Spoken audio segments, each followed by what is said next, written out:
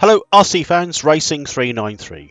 The day has finally come, for me anyway, for my Eclipse 6 box opening. Now I don't do box openings generally speaking, but I tend to show you some interesting parts and bits and pieces from certain kits that I buy, and this is one of them. So I'm going to compare this to my Eclipse 4. I haven't looked into the Eclipse 5, so I'm pretty sure that this is probably a closer relative of the 5, but it's quite a massive difference in my opinion from the 4. So we'll have a look at the box, get inside it. I've already had a quick peek. Spoiler alert, it's quite interesting. For something so small, and with my basic knowledge of what the E4 was, I find it quite refreshing to see the detail of work with the upgrades that Schumacher have done. So let's go and take a look.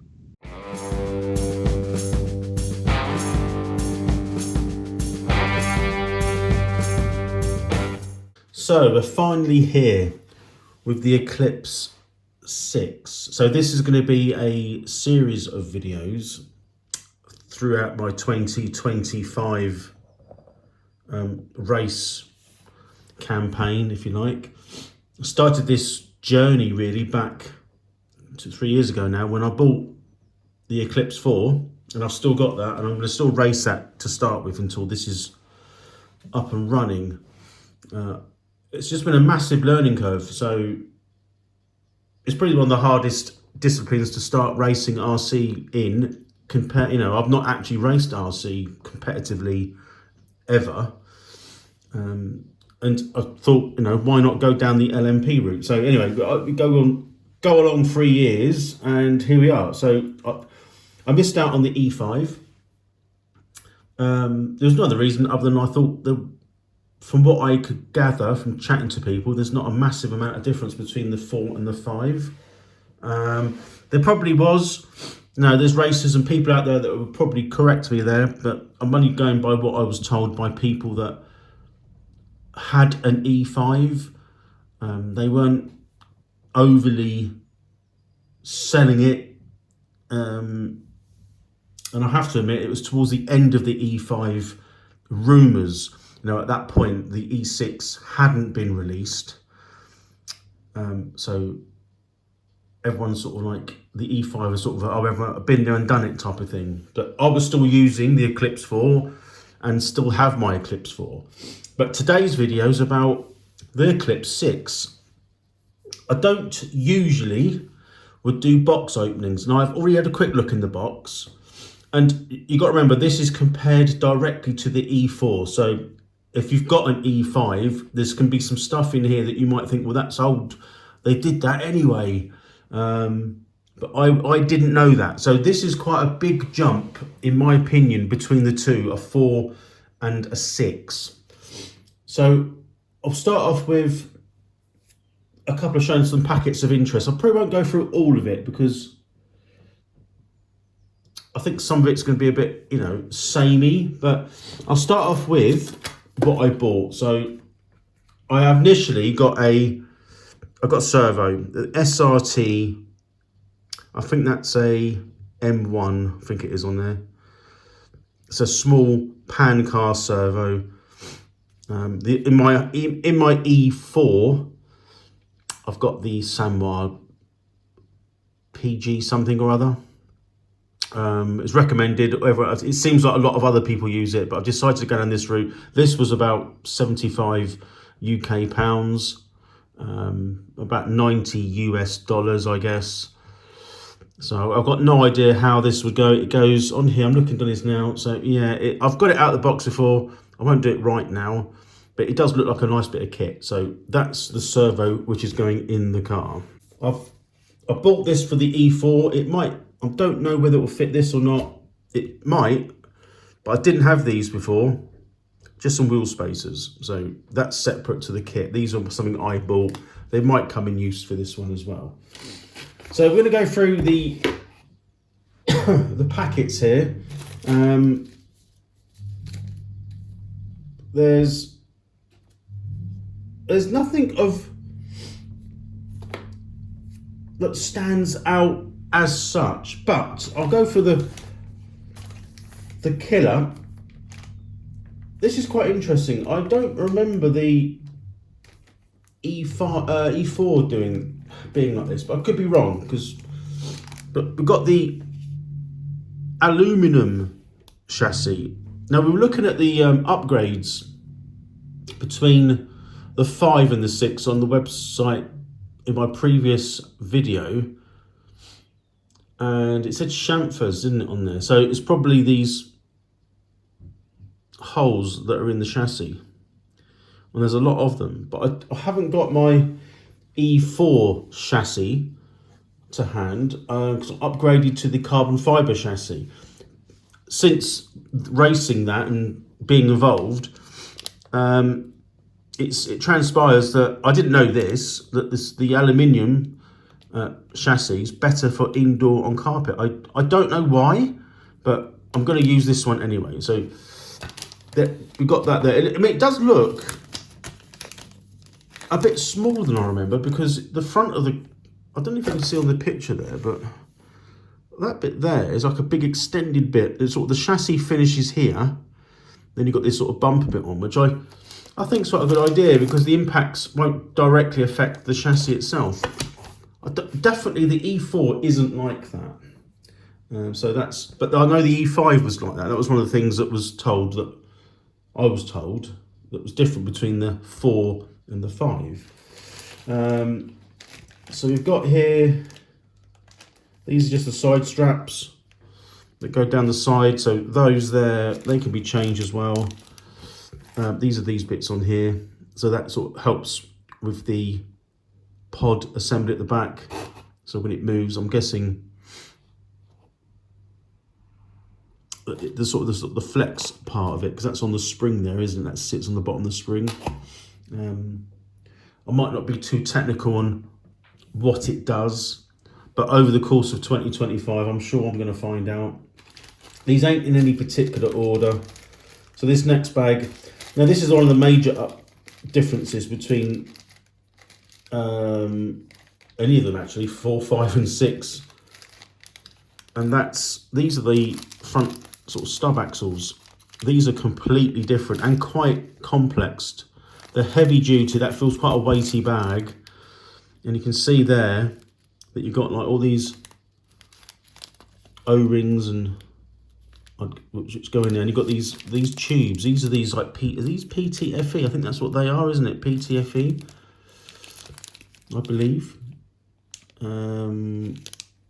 So it makes this, so when the spring goes up and down inside this sort of assembly on here, I don't know if you can see that. I don't know if I can zoom in. I could have zoomed in on my phone, but you know, it's like with these iPhones, you touch them and they'll go to pop, doesn't it? But anyway, that's interesting because that there is majorly different. And upon looking in the kit, it looks like a race kit. Do you know what I mean? I mean, even the E4, it's an actual race kit. So this here, I think these are slightly different. I don't know. I could be wrong as well. I can't remember if the pod mounts are these. What are these? It doesn't actually say what they are, but you know, the aluminum when the motor mount goes at the back. I'm not sure if they're exactly the same as what I had before. They look ever so slightly smaller, but I could be wrong. But again, it's something that's probably not a lot different to what I'm used to actually on the E4. This is the multi-mount, as I call it, here. So this is a different shape compared to what the E4 is. So let's try and do it on that way. You can see it. So like that. And I'm hoping that these, because you've got inserts which go into there, brass inserts, and there's the sort of pod springs there, which there's 2 of them on there. So they look fairly like the same type of springs that's on the E4. So I've got a set of them. So hopefully, if I need to change them, they'll fit. But it does say to leave it as, even Schumacher, as I said before, leave it as stock. So that's like a brace. So that bit there is actually across there. where the sort of the mount is, and you can see just under there's like the springs. This is different. This is it's got like the hub adjustments at the back, like the rear axle, ride height, but this is the axle, which is different. I mean, it's got this, I don't know if that bit there is, I think it is, yeah. So that bit there is like hardened, machined aluminum. And the hubs, it says a two-piece hub. I don't really want to get them out at the moment because all bits flying around, but you can see the hub is there. Not sure if you can see a lot in it, but that looks different. That looks completely different. It says two-piece, but I have to sort of look into that on the upgrades I was reading in the previous video. But it looks right. It's got standard spur gear, you know, normal, and the bearings are in there as well at the bottom. Some spacers and what have you. So that's all tickety boo. I've actually bought this. This is the rear pivot house. What do they call this? Pivot something. It's the bit that goes on the back. So it helps with the pod that pivots. Now this, I think, is plastic. I've got a feeling. I bought an aluminium one, so I've already got, well, I haven't got it yet, I've got it on order. This is the one that when I first went out in LMP that I did it does say the instructions, which I have read, that the bolt isn't done up that tight because you want the back to pivot freely. I didn't know that at the time. Anyway, this is I believe the plastic version of that, but I've got the upgrade, so I thought everywhere you read, it kind of points towards that. So that's the first upgrade I actually got. Camber strap is next. I think it's 1 mil. So you can buy these in 1 mil, I think, was it 0.5, 1 mil, 1.5, 2, 3. Depends how many degrees you want to run. These are different to what's on the E4, definitely. And I think there's also, I did read there's like a wider mount. Don't know, I haven't seen it yet. So, but anyway, you're going to get one camber strap. And that's the one I'll be using anyway. Just some shims. So that's a normal Schumacher part. It's good. The shims are really important on these kits because the small amounts of, I think, looking at these are only 5x7. These are 0.4. Looking at the size of them, they're probably like the front droop spacers, which I did do that on the E4, but you can't really feel the droop. Well, you probably can feel the droop, but it's difficult for me to measure it anyway. This is another multi-mount, which, and then this sits on the back of the chassis. No, it isn't. Stop talking rubbish. This is the axle beam, if you like. This is different. And these pivot balls, or whatever they're called, that sit on the front. I found on the E4, these are the ones, which are these things, sort of like there, those. They can sometimes pop out, so you've got to use, I was told, use a bit of super glue to put them in, which is what I'll probably do, but the front axle beam is different. The good thing is that I now understand the building of this to a point. When I was building the E4, I had no idea what I was doing, and you would probably say, you haven't got any idea now. Well, I got a bit better. This next packet is to do with the front bumper and the sort of the extended bit here. It's interesting there, you've got this plate that goes in the middle, but you put that in if you want more grip. It's interesting because more front end grip, you stick this in or do something, and it says actually you use CA glue. That's interesting.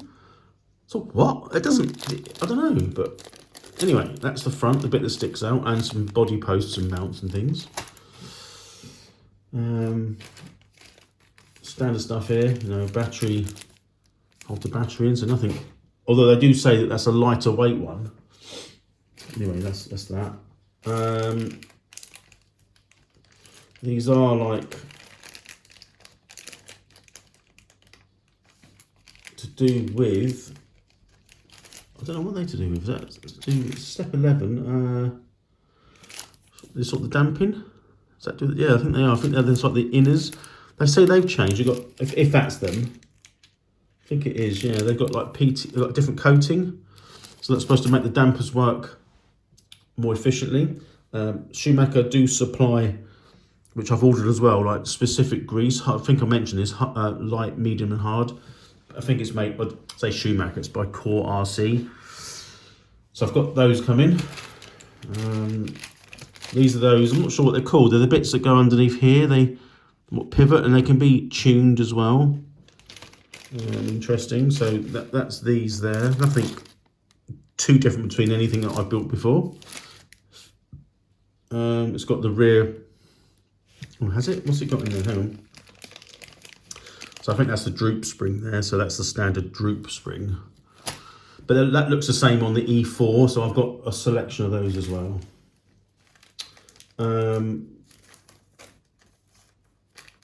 So they're just like wheel bearings and spacers and nuts on the front. So that's fairly standard. I'll use the same bearings that are in the kit. On the E4, I've got those race pace bearings, which I did notice were different, as in much more freely running.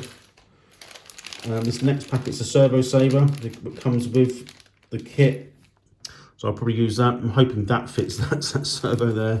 We'll find out, no doubt, in due course. So I can't remember how many teeth it is. It does specify what it is. It should fit the Sanwa servo, but I'm not sure. I'm hoping it'll fit that one. We'll find out.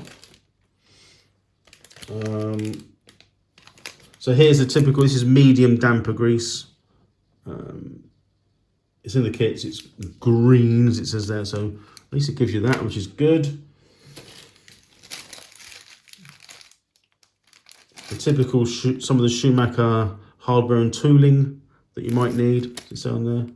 Well, that is step one, so I think that's like the body pin somewhere at the back or something, or the center one here. I think it might even be something to do with the damper or something. I read, but I can't remember. But that's obviously step one. A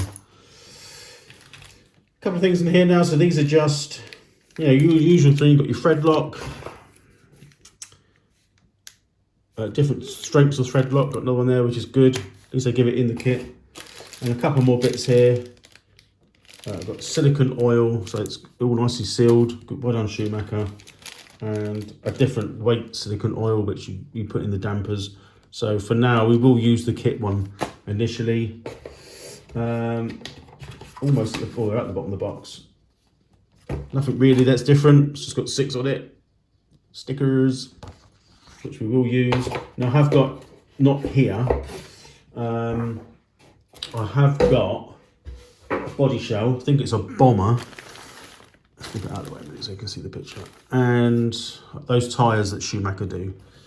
And here's the manual, which you can get online. So this is quite, I mean, it's lovely how it's sort of set out. At least Schumacher do the manual. Do you know what I mean? And you can see all the colour coordination parts there. Very clear. I will be using thread lock because it's a race car. And it's got colour coordinated instructions there, where you can use certain sort of grease, which is interesting, and it looks quite clear about what to do on each step. And it's also interesting where they've got, you know, anything with an exclamation mark, which is like the other kits, to be honest. It's like the bits to be careful of, or you might have an option part for that particular part of the build.